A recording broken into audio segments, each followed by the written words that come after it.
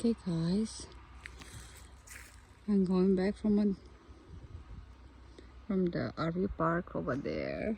I'm going towards the RV park. RV park's connecting with my rose garden and dahlia garden, and of course the tulip garden. I had like 2,000 tulips this year. Very happy about that. I still left the generator to water the rest of the apple orchard. Yeah, see here, like that. That's very cool. Very cool. I start cleaning in the entry.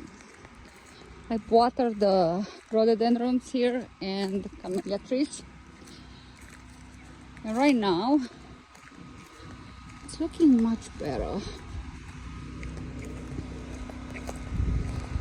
Look at that. So beautiful.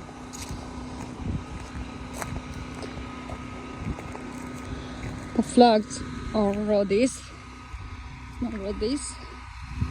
And the trees. Look at that. Very nice.